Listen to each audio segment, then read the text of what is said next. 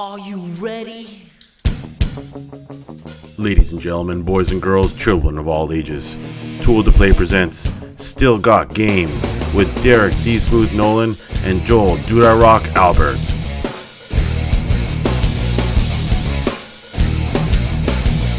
This episode of Still Got Game is brought to you by ThinkGeek and the Craft Beer Club. Hey now, welcome back, ladies and gentlemen. Still Got Game, episode 356. Still Got Game is the official podcast of ToolToPlay.com. I am, as always, Derek D. Smooth Nolan. And I am Joel Dude I Rock Albert. Welcome back, Joel Dude I Rock Albert. We missed you last week during our PAX East recap episode. I have no idea what you guys talked about or what you saw or anything. Oh, well, I'm sure you had a good time. We did. There was a great time had by all. Saw tons of our friends. We got to hang out with Hip Hop Gamer. We actually found his wallet at a party that we were hanging out with him at. So I took it back to our room with us. I texted him the next morning and let him know. And he's like, "Oh my God, thank you, man. I was so freaking out." So he came over, got his wallet. But yeah, it was sketchy. That's good. It's not sketchy if you found it. That's good. Yes. Yeah. He's like, "What's in it?" And I was like, "Well, there's your cards." And then what's in like, it? "Is there any money?" I was like, "Oh, it seems like there's at least like $100 bucks." "Oh, yeah, thanks, man. Yeah, God bless. God bless." You know how hip hop is. I love it. Yeah. Yes. Yeah. Right on. Yes, it was a good time. But yeah, we saw a lot of stuff, played a lot of stuff. The huge. But I guess since everybody else has already listened to that, we'll just jump right into the show proper. We'll hit off with feedback from last week's show. Remember, if you want to leave us a voicemail, it will cut you off after a minute. Strapped comments. Thanks for using my comment last episode. I thought I was a super fan before, but once I heard my name, I totally geeked. It's funny, like, how people react to hearing their name on a show. Like, I feel like even if 3 people listen to the show, if one of those people called in and then heard his name on the show, he'd still feel like I'm like, super famous. So yeah.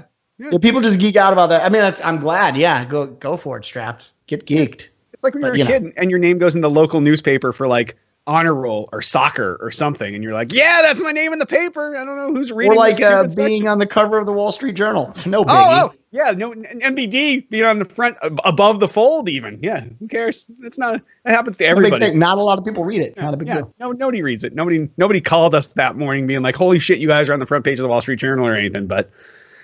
Maybe that did happen. Lots. Oh, and G40 says he's never heard his name. I feel like we've called out G40 a million times before. Million billion, at least. Yeah. Million billion trillion, maybe. Hey, guys, you ever heard of this guy G40? Good dude. Huge fan. Big fan. He's always here every week in chat. So show up in chat if you want to hear your name, too. Even easier than writing a comment. Just go to chat. Show up. Just say my name, and we'll do it. That's how easy we are. It's not a big deal. That's what we do. We throw you bones. All right. Nart comments. Loved your what the fuck story last week. It's really cool that Ubisoft is putting out these games that help correct lazy eye. I learned something new. So Jay, in the what the fuck last week, Ubisoft was publishing, or they were getting, I want to say AMA, but whatever the approval is, FDA approval for 2 of their video games to treat whatever the fancy name of lazy eye is. That's bizarre and definitely what the fuck. Yeah. But I think it's funny you said it's Ubisoft, and part of me is thinking like, well, clearly it's going to come out all buggy, and then you're going to play the game, and you're going to not have lazy eye, and when you're done playing it, you will have lazy eye, because that's how Ubisoft does their shit. So be really careful. You never know. There's probably a bug in it, and you're going to all get lazy eye now. You never know. It's just a warning. Just be careful. You want to go after the first patch. Yeah. Yep. And last but not least, Trucka Mom comments. I've been listening to your show since 2008 and has been incredibly comforting me to have when I'm on the road. If I can't be playing video games, I like to listen to you talk about them. Thanks for everything you do. Yeah. I mean, that's the success really of Twitch and of like communities like ours and podcasts like ours. I think people just ultimately want to talk to other people about the thing that they love to do. And if they don't have anyone directly next to them, well, the next best thing is idiots like us and listening to us do our thing. So I respect that and understand that. That's much appreciated, because sometimes I feel like no one wants to hear us talk, but Other times I feel like people love to hear us talk. Yeah, I always feel that way, really. I know you do. I have an ego thing where I always feel like people must love us, but we get enough negative comments that people hate us. So it works well. I just sometimes creatively choose just the good ones. All right. Well, awesome feedback from Strap Nart and Truckamom. And if any of you have feedback for us, give us a call, 773-527-2961, or email us at podcast@tooltoplay.com. And on that, why don't we jump on over to what we're playing? Joel Dude I Rock Albert, what the fuck have you been playing this week? I've been really busy this week, so kind of nothing. But I will say I did go back into Lawbreakers beta. I'm still not a fan. I know you probably disagree, but I just don't like the gameplay. Overwatch every now and again, 15 minutes whenever I can. And then Zelda. That's my life. What about you? Well, I played the shit out of Lawbreakers beta. I was streaming it a bunch of times on my Saw that. Twitch channel. Tool Play was hosting it for a while, and I love Lawbreakers a lot, and it's getting better and better. And the game types chosen for this beta iteration were one of the battery ones where you take the battery and you deliver it. That's what I played mostly. And then there's the basically territories one. I enjoy both. I end up playing a lot of the assassin and the rocket launcher guy. Those are I played the assassin. Actually, the only one I really enjoyed was actually the healer. I like the mechanic of the healer. I don't know. My thing is like it's a shitty version of Overwatch. Like if Overwatch wouldn't have come out, I think Lawbreakers would have been a good game. Like it would have been a different game, I should say. But because you have Overwatch, which really is the same game, not in style, obviously, but the idea of like people with different roles and being like having a tank, having a healer, having a DPS, the assassin. I already get all of that on a game that is so hyper polished to the point of insanity, like every Blizzard game, that I know that there's no room for this game in my gaming repertoire. So that's the thing is I see so many more flaws because of Blizzard's, polish, the level of polish they do that it's ultimately not enough for me. Well, Blizzard's also ahead of the calendar here, so I can give them a chance. Every time I've played this, the game has gotten progressively better and better. Yeah. Considering the alpha, which I literally did not like, I booted it up and played it and was like, this game is shit. It is much, much better than what they showed us for alpha. So yeah, I mean, it's certainly improving, but there's only a certain amount of spots one can have for a certain genre in their gaming lifestyle. So that's already filled, unfortunately, with Overwatch. But yes, it's definitely better than it was for sure. All right. Well, in addition to that, I also have been playing some Overwatch. I was streaming some of that last week. Cool. I played some more of the culling, which I dig quite a bit. On Hit's recommendation, I pulled down H1Z1 King of the Hill. I played some of that, which was that's taken a little bit to get used to. It's not quite the culling, but and it's a little slower paced. But Hit's making eyes like it's not slower paced. But it's slow paced. Hit's crazy if he doesn't think it's slow paced. Okay, yeah. But I have to agree with you there. Yeah, it's definitely not like right in on the action like the culling is. No. Yeah. No.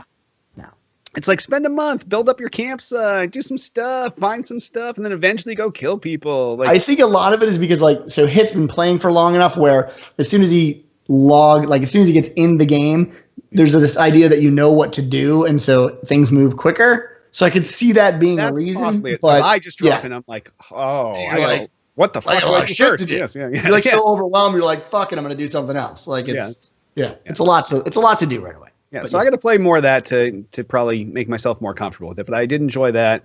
Also played a bunch of Rock Band 4 and played some Death Squared, the big game that I liked last year, PAX East, and again this year, the puzzle multiplayer couch co-op puzzle game, and obviously Pokemon Go. And that's been my week. Tons of fucking games. More games than ever now. Now that I'm rocking PC and Xbox all the time, this is insane. But so much stuff. No, it's good. It's good. It's the one thing that's been nice about this lull in gaming is that I've been playing multiple games, playing Conan, playing like whatever comes up. I'm willing to try now. I mean, Zelda's finally sort of locked me in, and I have something to do. But I still got to get back to Horizon, and I was playing that last week. And that's a really, really good game.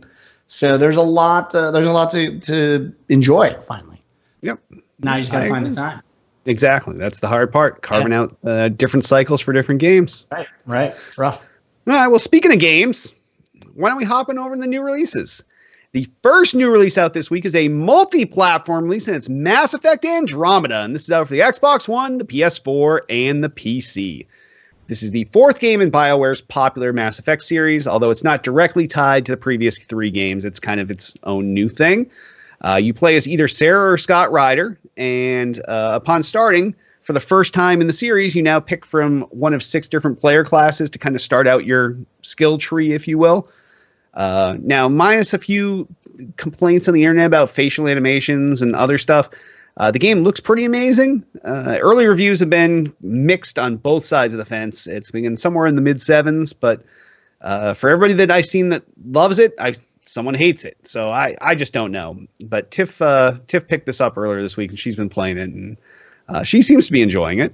But the reviews have been. I definitely think. Well, if you go to Reddit, it's the worst game that was ever made. Like, not that Reddit is the end all be all, but certainly I think the quality of the game is the one thing a lot of people have a lot of problems with. The animations are really wonky. There's a ton of bugs and stuff. Apparently, they used some. I can't remember. I think they're using Frostbite or a version of Frostbite.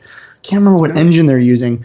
But apparently, like, it overmaxes like settings. Like, even on a regular PC that should easily be able to handle it, considering what level it's at, it like melts the CPU. That wouldn't surprise me. It's EA, so using Frostbite would make sense, right? Yeah, yeah. So I don't know. Like, I heard some really bad things about it, but I was never the big fan that a lot of people are. With Mass I wasn't Effect. either. So yeah, it doesn't. I don't give a shit basically. But if you're into Mass Effect, like a lot of people are, this is probably a pretty big deal for you. But definitely go out, read some of the reviews, and see what people are saying about the game, because it is not all roses, I will say. No, certainly not.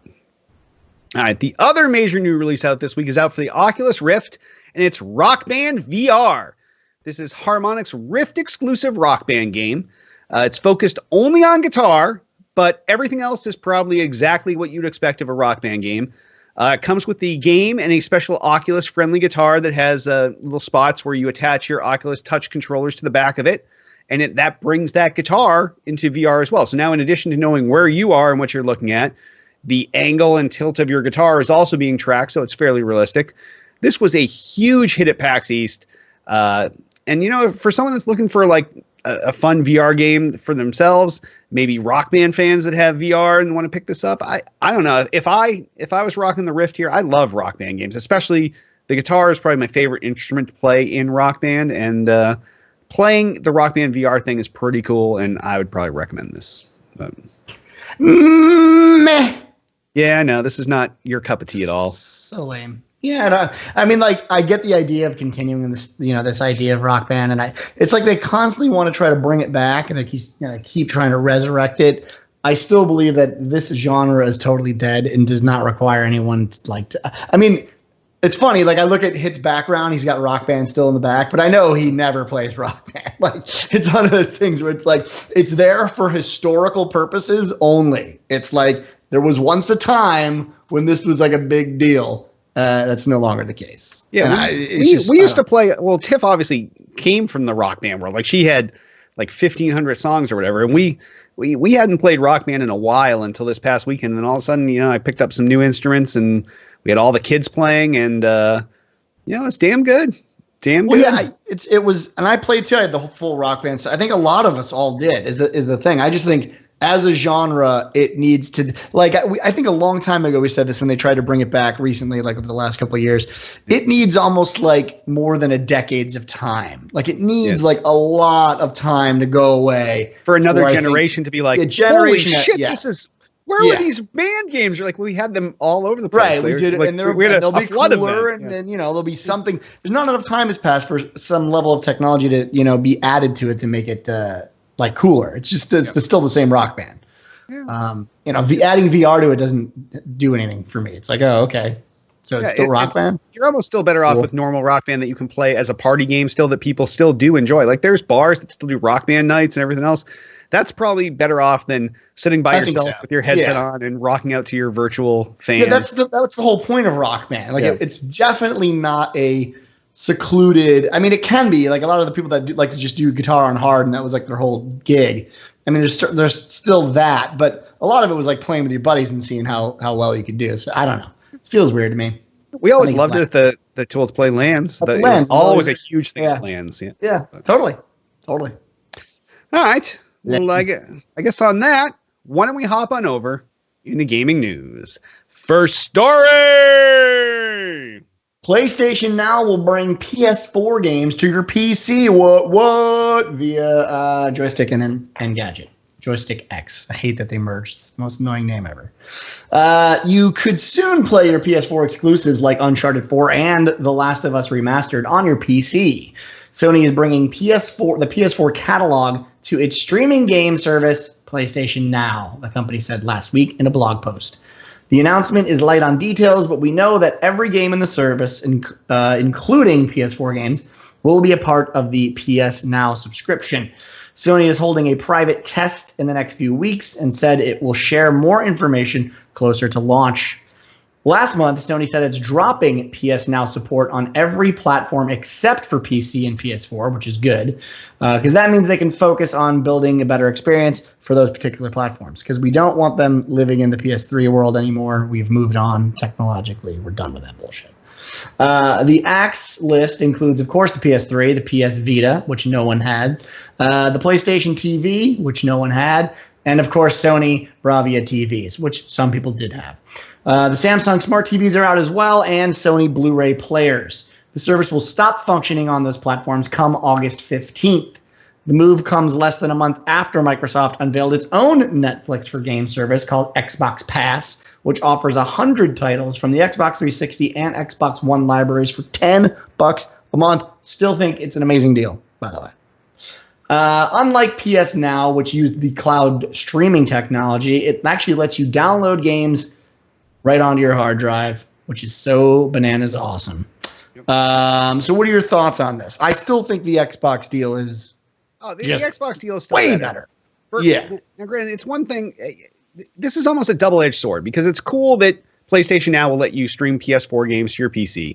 But at the same time, it's a huge dick move to now. Granted, I know that the PlayStation 3 is dead and all these other things are dead, but the whole point was that they were just acting as a box to have a controller and to stream to. So some people went out and bought these Sony Bravia TVs. They went out and bought the Samsung Smart TVs. They went out and bought Sony Blu-ray players for this feature. I bought one of those stupid PlayStation TVs so I could stream the PlayStation from upstairs down to downstairs. We have 5 Xbox Ones in the house, but only one PlayStation 4. So it made sense to have that. So cutting off service to your other devices is kind of bad customer support. Yes, but I think they ultimately they were forced into the position to do this because of Xbox One's announcement. They probably didn't know exactly what Xbox was going to do. I'm sure they had some insiders and had some idea that this service was coming out. But in order to respond to it in time, they have to take their existing infrastructure, which is the PS Now streaming service, and sort of map on the PS4 support to that. And ultimately, I think because of this, the bandwidth and what is required to play PS4 games streamed, I can only imagine is really hard to do. It's going to be a lot of bandwidth, and you need probably a powerful CPU. And right. So those other devices were probably offering a substandard version of the streaming experience. Yeah, absolutely. So, I mean, I get it. Like, I see the business decision, but you're right. It totally leaves other gamers out in the cold if that's what they bought those devices for. Yep. But they have to compete, because I do believe. And I'm an Xbox fanboy, because not because I feel like I am, but like I have to be. Because the service is cool, but why would you not choose the Xbox service over this, where I get to actually physically download the game and play the game like I want to play it on my device for $10 a month? You're not constantly having to stream it. Xbox Game Pass is like a bargain. It's a total bargain. And it's a selling point for, like, let's look at it this way. So some parent is looking to buy their kids a console for Christmas. And now, so you're like, okay, the Xbox One is $250. I got to buy Xbox Live for $60. Now you're in for $310. And then you say, well, now I got to buy a game or two for this. Well, no, maybe you don't.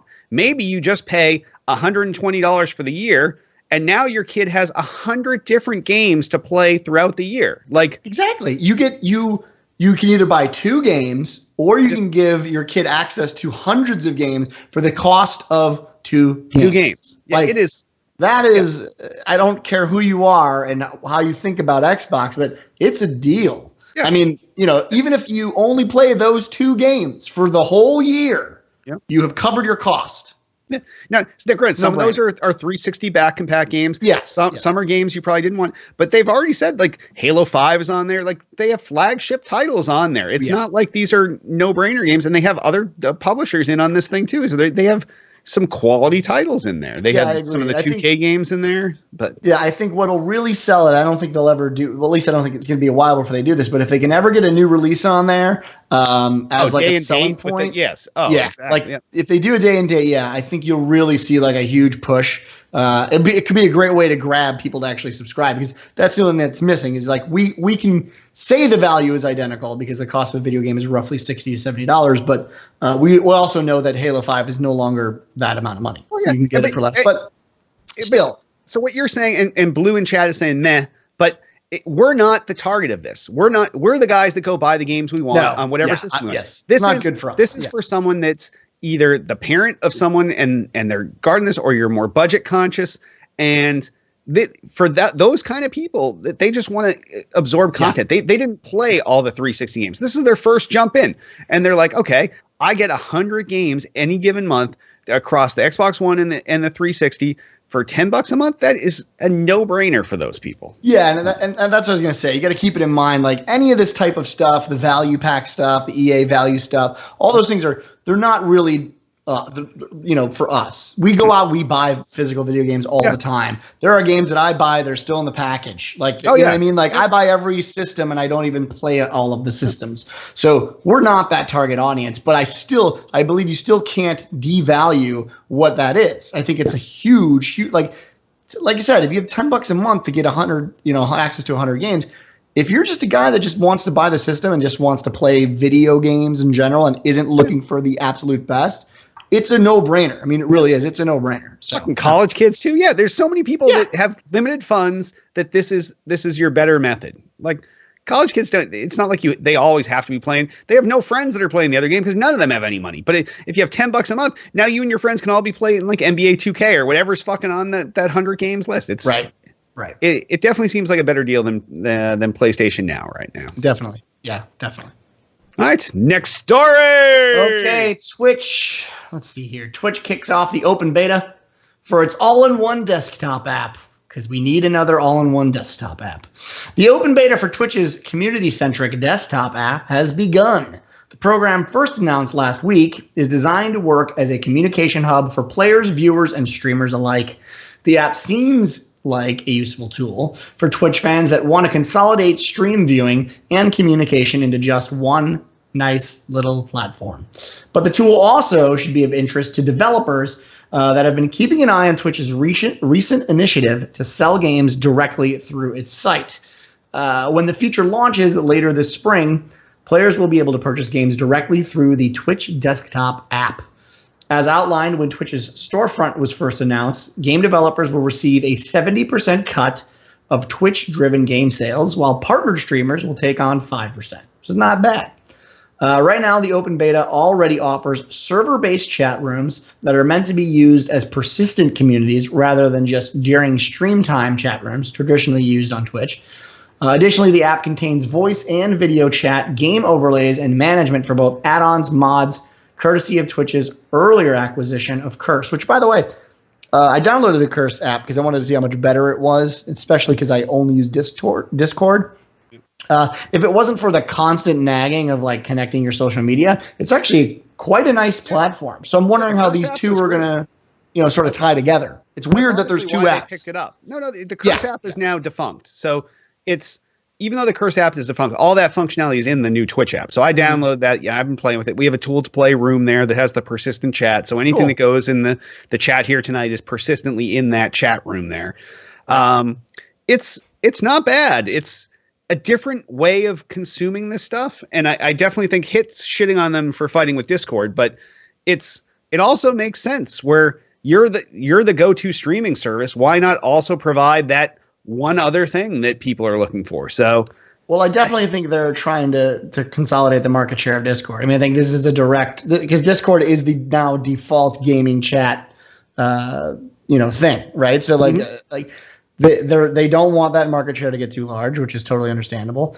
But it's like anything in life. I mean, would I use the Twitch app? I seriously doubt it, because I already use Discord. I don't think it provides enough value. I get that it consolidates the two, but in the same respect, most people, most of like the high-end streamers have Discord chat rooms already. Like when you go under their page, they say, and they're fully integrated with Twitch because of the two APIs are so good that it takes almost no work to combine those two. You know, like for me, Discord already knows that I'm a Twitch partner and already imports all of that stuff in, and I'm able to access a lot of the Twitch partner stuff straight from Discord. So like, whether or not this is a useful item, I don't know, but I see why they're doing it. It makes sense. No, yeah, absolutely. Yeah. Anyway. All right. Next story. Try and steal from Discord. Next story. PlayStation 3 production will end soon in Japan. I guess this matters to somebody. Sony will cease manufacturing of the PlayStation 3 in Japan soon. Though the company has not made an official announcement, the store page for the 500 gigabyte model confirms that shipments are scheduled to end soon, and that is quoted. The 500 gigabyte model is currently the only PlayStation 3 model still in production. Why? I don't know. This end date could be as soon as March, according to a tweet from the Japanese retailer. When manufacturing ends in Japan, it usually, of course, means it's probably going to end in the West, which makes a lot of sense. Released in 2006, the PS3 will celebrate its 11th year on the market as of this November. At launch, Sony promised to support the console for 10 years, so it kind of makes sense. You're at the 11-year mark. The 500 gigabyte model mentioned above is the Super Slim, the console's final revision that was launched in 2012. By comparison, Microsoft ceased the manufacturing of the Xbox 360 in April of last year. Good job. Thank you for doing that. Maybe now is a good time to make sure your unit works because if it breaks, you're fucked. So what do you think? I mean, I don't know. I'm surprised as fuck they're still making these. Like, I didn't even know they were still making these. This is the news here. Yes, that's the part. Like, I assumed that whatever was out there for PS3s was just the dead stock that was in warehouses, and that, Best Buy had whatever stock in their central warehouses that they could ship out their stores, and same thing with GameStop. The fact that these things are still rolling off an assembly line somewhere, and the fact that it's first the Japanese line is shutting down, and the US line is still going until some lag time after that Japanese line is fucked up. Yeah, I don't know why they wouldn't just kill it like all at once. I mean, the only reason is obviously that PS3s are still selling it to some capacity. But why? I don't know. And this is the thing that I don't like. And we bitched about this with Xbox, so you might as well bitch about it with PlayStation, which is like by allowing consumers to buy the product, they will. You're fucking them over. Yeah, like you need, at some point you have to, unfortunately, be like the parent and say, you can't play with this anymore. Like, you've got to move on with your life. You cannot buy a PlayStation 3. It is bad if you buy it. You will not get the experience that everyone else is having. So save your money, and when you can finally get a PS4, come back to us and we'll give you one. And but the new ones aren't no good for gamers. They've seen cost cuts already. Like, they don't cost as much as they did at launch. Like, this would be like if you went to a car dealership, and when you go there, you can always get like this year's car and the next year's car and the previous year's car, just because of the weird where cars are. But it'd be like going to a car dealership and they tried to sell you a 10-year-old car that was brand new. And you'd be like, oh yeah, we also have like, the 2007s. We have a brand new 2007. Right, like we still make them. Yeah, we still make the same model. Yeah, why? like, I don't know. Why? We just making them. Like, it's a lot cheaper. It's almost the same. Well, okay, then I'll take the 07. Why would I want, if it's a brand new car, then why would I want a newer model? And then you're like, oh wait, but by the way, the 2007 doesn't pass emissions and it gets less gas mileage. And you're like, oh, okay, I wish someone had told me that. Well, that's what we're telling you about the consoles. Don't buy the 10-year-old thing. Yeah, don't buy them. It's a waste. Like, you're buying a system that's over a decade old. How long is that system going to last realistically? Like, if you do buy it, you're only going to have access to the games that were made for that system years ago. Nothing new is coming out. The company stopped making PS3 games 3 years ago. Like, it's insane. It's dumb. It's dumb. I mean, I'm glad, again, this is a good news story. It's a feel-good story because they're finally killing it, which they should have done a year ago. But, if you're a PS3 owner and you're looking to replace your PS3 and that's what you play, do it now, but don't at the same time. Just don't. Let it go. Let it die. Let the dream die. Derek, what do you think about the story? Jay, this story has me saying, what the fuck? And on that, why don't we hop on over in the mailbag and voicemails? Blue Steel asks, do you think the Mass Effect free trial this past weekend will increase sales of the final game? I've heard mixed reviews. Yeah, it absolutely will. No question. The game could suck, and I think it would still increase sales because there will always be a a certain person who, whether it's buggy or not, just says, I played it enough and I actually like the game. I already made some progress. Like, it's the same thing with the EA Access. Like, we have EA Access, and Tiff was able to start playing it, last week on Thursday, and you get it that many days early. You get 10 hours to play up until that point, and you start playing through and you make some progress, and it's the same thing. You give someone, as long as you give them enough that they feel like they've accomplished something and they don't want to throw that away, it definitely could kick into a full-blown sale. Yeah, and it's a progress-based game. So it's like Derek said, as soon as you put the time in, people are going to be like, well, I might as well finish it. I mean, granted, I don't think that every person that plays it's going to actually go out and buy it. I mean, that's obviously not the case. No. But these are always good. There's never a downside to doing a play test. Like, I know a lot of people think that, like, if the game's really shitty, that it will have a poor effect on the game. But the reality is it's generally the people that wouldn't have bought it in the first place that tend to react poorly to these games. I mean, I've seen shitty games that I would never play a day in my life in terms of purchasing that I will still try. And I'll walk away from it like, well, I'm still not going to buy it. But, they gave it a shot, right? I mean, like, there's no harm, no foul. I feel like if you always wanted to play this game, you're going to go buy it. And if you're in the middle, well, it could go either way. But if you don't get a chance to play it, then you never know. At least you give it a shot. I don't think this was killing any. I think the people that wanted Mass Effect, that knew they were going to get it, they pre-ordered it either on Amazon and got their 20%, or they did Gamers Club Unlocked at Best Buy and got their 20% off. They wanted to lock in for the cheap price, and they were getting it anyway. This was for people that were not buying it, and anybody that you get from that is more than the zero that you had before. Yes. Yeah. Yeah. I mean, and as an example, if I had known about this, I literally didn't because I've been so busy. But if I had known about this, I like the idea of Mass Effect enough where I totally would have downloaded it and played it just to give it a shot. Now, I probably still wouldn't have bought it, but as it stands now, there is zero chance I'm going to buy the game. Right. So, like, had I known about it, there would have been a chance. Yeah. There might have been a chance. Yeah. If I had nothing else to play, in this case, I don't. But if I did have nothing else to play, then it's possible. So, yeah, I think these are always good, never bad, even in shitty games. They're always good. Absolutely agree. All right. And Altius asks, with Oculus and HTC already positioned as the PC VR sector and Sony being the only console VR game in town, how important do you think a VR announcement from Microsoft at E3 with respect to the Scorpio and maybe the current generation Xbox One is? This is another amazing question. The reason I think it's amazing is because I actually don't think VR matters at all. Wow. Yeah, I mean, I own an Oculus, and I'm part of that crew. But because there is still no killer app, the value of owning, and friends have asked me, like Selden, you guys know, he's been in chat all the time. A couple other guys have come to me and said, like, should I buy one? My answer is always no. Don't buy one, because I buy these, again, we said it a million times. We buy these things because we're geeks and we're like, I need to have it because it's a gaming thing. So clearly I must own it. But that doesn't ever really necessarily mean that it's worth it. Yes. And in this case, it's not. Buying VR right now, if you're a PlayStation 4 owner and you specifically buy their VR, I think the value is there because it's low enough cost where it doesn't matter if you don't play it. No, even if you want to just watch 3D Blu-rays in it. Yeah, like it's still... It's got enough side things for it. Yeah. Right. Like, do I think you should buy it? No, I still think the answer is no. But, like, at least you don't get hurt by it, right? You're not, like, cutting a huge fat check.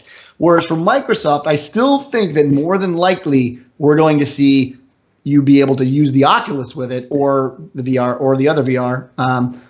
But that still means the cost is really high. So, like, do I think it matters that they don't have VR? No. I think still it's such a niche product that even the people that have it on the Sony PS3 don't really matter. Like, ultimately, they don't matter in the grand scheme of gaming and what games they purchase. Now, it's a very small amount. And the PS3, the PSVR is definitely the lowest quality of the VRs out there. Like, we've used all the events. Now, granted, after this PAX East, Tiff played a couple games at the PlayStation booth where she's like, maybe we should get one of these things too, because she actually enjoyed the games that were there. And she was full on aware. She's like, I know it doesn't look as good as the Vive or the Rift, but it's fun. And the games, these are PlayStation exclusive games. And, it's, I don't know. Like, but I don't think it's a necessity for Scorpio, but I think Scorpio just saying, it's VR ready is all. That's all they need to do. I totally agree. Like, if they say, hey, look, if you want this VR experience, you can have the best VR experience currently on the market, but you got to pay for it. Like, I feel like that's okay. The only issue there is that because Sony makes the product and Sony makes the VR product, there are publishers that are specifically making VR games for the PS4. The only difference is, will people port their games to the Xbox One, even if they just have Oculus support? That's the real question. Because again, if the product isn't there, i.e. the game, then no one will show up. It doesn't matter if Microsoft says tomorrow, hey, there's a VR support on our Xbox or Scorpio, and everyone's like, cool, what games? And they're like, no one's really making Some devs have to make them, just like Kinect games. Yes. Right. Yeah, exactly. Like, how many Kinect games did you ever buy? I think it was 0 for me. So, like, you know, yeah, 3's fine. Like, again, like 3's like the throwaway. Three games in a life cycle of a whole product that's no. I wipe my ass with 3 games sometimes. Right. Okay, come on. Yeah. But yes, so the ultimate question is, will there be games for it? And if by some stretch of the imagination, Xbox decides to build their own low-cost VR, well, then they'll directly compete with Sony, and that'll be that. But I don't think it matters. Like, as a business choice, I don't think it means dick. It might in 4 or 5 years, but not right now. Yeah, exactly. And part of it is also just wait to see what happens. Look what happened with 3D. Like, I love 3D. I love my 3D TVs. I love watching 3D movies at home. Apparently, the rest of the world, besides my family, does not like doing this. I don't give a shit. Yeah. So I saw 3D TVs come out, and literally I was like, who the fuck is going to buy this? This is the dumbest thing ever. We all sit around with our 3D glasses on. We watch all this shit. Dope. Yeah, that guy did. He's the one guy. There's like 3 guys in the continental U.S. that have a 3D TV. Like, the funny thing is, a lot of people have 3D TVs because the technology was cheap enough at some point. They were just shipping everything with 3D. I have a 3D TV in my bedroom. I have never once in the 6 years I've owned the TV have I turned it on. So it's like, you know, cool, I guess. Well, but not a lot. I feel bad for you. You missed out on it, but I feel totally fine. I wake up every morning saying, I didn't get that 3D thing. I feel the same. I feel exactly the same. No change. All right. Well, then before we move on, when you go to the movie theater and you have a chance to watch, don't give a shit. So you always go non-3D. Yes. Don't give a shit. I feel like I don't need to wear these goofy glasses. I want to just sit there and watch a movie like a normal human being. Now, if they came out with tech where the 3D happened, I didn't have to wear any glasses, then it's like, well, wearing them or not wearing them, that's a pain in the ass. But doing nothing and it's the same, sure, I'll take the 3D experience. Yeah. All right. Fair enough. I don't want to have to go the extra step. That's what it comes down to. Fair enough. Yeah. Plus you have to double stack glasses. And all right. This is always a problem. And it gets I get like sick in the head because it's the focusing with these through the glasses. I know. I had to get 2 of my kids clip-on 3D glasses to go on their glasses. Yes. So, yeah, I understand. All right. Well, excellent questions, Blue Steel and Altius, as always. And if you have awesome questions like this, give us a call, 773-527-2961. Email us at podcast@tooltoplay.com. You can also comment on this episode's thread on the Tool to Play homepage. And sponsors, remember, by supporting these fuckers that don't pay us, you help Sports Still Got Game. Now, we talk about these guys every week, but all of these things are definitely related to the sales that we drive to them. They're not paying us a stipend. So right now, we have made approximately $0 from our sponsors. But I'm still going to pitch them anyway in the hopes that one of you will maybe just go buy something, and then I'll be like, Jay, we made $10. Here's $5. but right now, we're at 0. So what you're going to do is, if you're going to go to ThinkGeek, which I know a lot of you do, everybody shops at ThinkGeek. So if you're going to go to ThinkGeek, instead of going to ThinkGeek.com, go to tooltoplay.com/geek and buy there. That gives us, excuse me, a certain percent of the revenue, and it definitely helps us out. Now, if you're going to buy a beer of the month subscription, or you're into craft beer, you're going to buy a craft beer subscription for a loved one, yourself, whoever, instead of going to the Craft Beer Club, which is the premier place to do this kind of thing, go to tooltoplay.com/beer and subscribe through there. You will get their best deal, and you will help us, and we'll get a certain percent of your sale. So if you're going to go to ThinkGeek, tooltoplay.com/geek. If you like craft beer, tooltoplay.com/beer. Shop through there. You will get their best deals, and you'll help us out. And if you want to sponsor us for real and set up some kind of sponsorship thing with the show, give us a call, 773-527-2961. Email us at podcast@tooltoplay.com. You tell us what you're selling. We'll tell you what you're going to pay us. We'll sell it. You pay us. Boom. Done. Twitter us up. You can find everything Tool to Play related at twitter.com/tooltoplay. Everything podcast related at twitter.com/still_got_game. King of the internet, God of everything that's fucking holy, at twitter.com/Derek Nolan. You can find me at twitter.com/DudeOpRock. Twitter.com/Isaac Facebook the fuck out of us. Facebook.com/Tool to Play. Facebook.com/Derek Nolan. Facebook.dude.dudei.rock. I can't beat that. Facebook.com/Isaac Hitman. All right, yours will actually parse in a browser hit, so that was well done. You can parse mine too. There's a lot of dude eyes that I'm pretty sure don't parse between on the internet. the dots. We also have a YouTube channel, youtube.com/Tool to Play. That's the place to find all of Tool to Play's archive video content, whether it's episodes of this show, whether it's Hits Quick Hits, which he promised was coming back and then accidentally opened his Switch without starting a Hits Quick Hits stream. Whether it's Tiff's immature interviews, whether it's just our gameplay footage or whatever, all that stuff we're pushing over there. And I have to admit, I'm overdue. I have like probably 20 nights of Overwatch and a bunch of Lawbreaker stuff that's just sitting in my Twitch channel that I have to do. I have to push over to the Tool to Play YouTube channel, but it will be over there soon. But that is our base of operations for archive video content. So go there, subscribe, and you'll be notified whenever we post something new to our YouTube channel. Please rate and review the podcast on iTunes. We need some 5-star reviews. Go there, hit us up with 5 stars. If you have an extra 2 seconds, just write something nice. They're gods. I love these guys. Derek D. Smooth Nolan, so handsome. How does he get his hair to stand up like that? Joel, Dude, I Rock Albert. I wish he would shave. I don't know. Whatever you want to write about us, it doesn't matter. Like, you can write whatever you want about us as long as it comes with 5 stars. That's all that's important. Also want to tell you about your Twitch channel. We have twitch.tv/Tool to Play. That's where Tool to Play does all of our live video streaming. And if we're not streaming something directly here, we all are set up. So like I was streaming all last week. I was streaming some Overwatch, streaming some Lawbreakers. And when we stream, it gets automatically hosted by the Tool to Play channel, and you get to see all of what we're broadcasting. So go to Tool to Play, twitch.tv/Tool to Play. Follow us there. You'll be notified whenever we go live, and that is where all of our live video stuff will show up. And even better than that, if you are so inclined, in addition to the follow button, there's a subscribe button, and that's really how you directly help us more than any other way. So for a measly $5 a month, you can subscribe to the show, and that money goes directly in our pockets. That's the way to directly support this show if you like it, because this is pretty much the only thing that we broadcast on this channel is either live games or this show. So if you like this show, you are buying this show for $5 a month. And if $5 a month is too much for you, well, hold up. But wait, there's more. Are you an Amazon Prime subscriber? Well, then you know what? You get once a month, you get to subscribe to any one Twitch channel of your choice, absolutely free. And it counts as the $5 subscription. So with Twitch Prime, you can go subscribe to us. Now, granted, you have to go back each and every month and redo it, but that's a small price to pay for the entertainment we give you absolutely free. So use your Twitch Prime. Go there, subscribe to Tool to Play, costs you nothing, gives us $5, win-win for everyone. So help us out. Follow if you can. No, follow if you must, subscribe if you can. And I guess before we wrap up, I want to remind you all, you can join us each and every Monday night, 8 p.m. Eastern, 5 p.m. Pacific, twitch.tv/Tool to Play. And on that, we'll wrap this phenomenal episode up. I am Derek D. Smooth Nolan. I am Joel Dude, I Rock Albert. I'm Roger Hitman Roken. Oh, yeah. Welcome back, Joel Dude, I Rock Albert.